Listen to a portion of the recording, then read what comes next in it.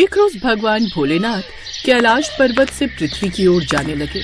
उन्हें जाता देख माँ पार्वती बोली, भोलेनाथ आप कहाँ जा रहे हैं? मैं पृथ्वी भ्रमण पर जा रहा हूँ। मैं भी आपके साथ चलूंगी।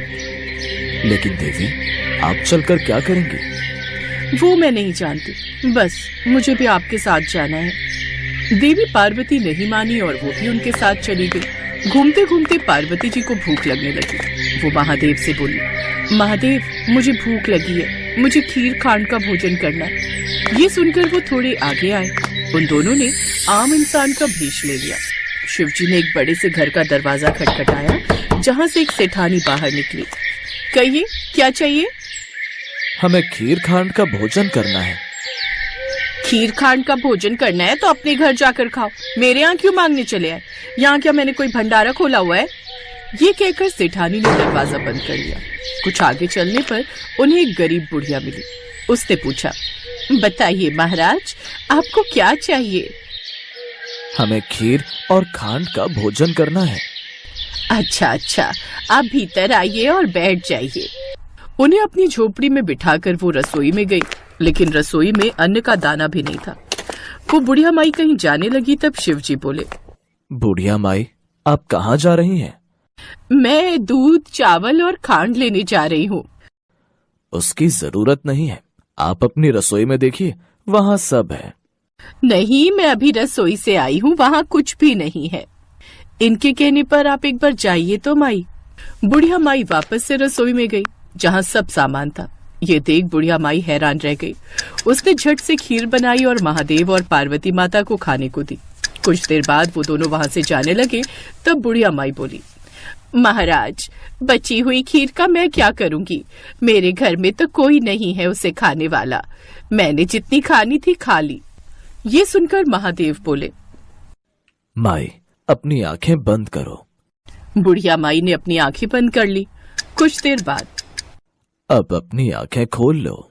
जैसे बुढ़िया माई ने आंखें खोली, अंदर उसके बेटा बहू और पोते पोती थे।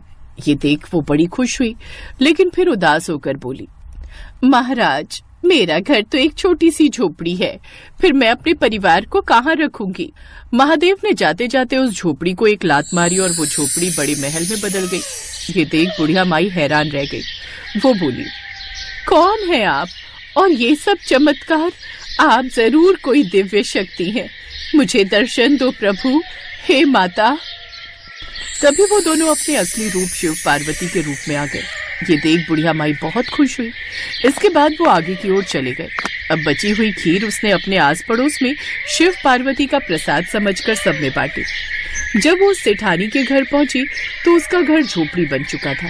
तो उसने उस बुढ़िया से पूछा, तेरे घर ये खीर कहाँ से आई? तेरे तो खुद ही खाने के लाले पड़े हैं।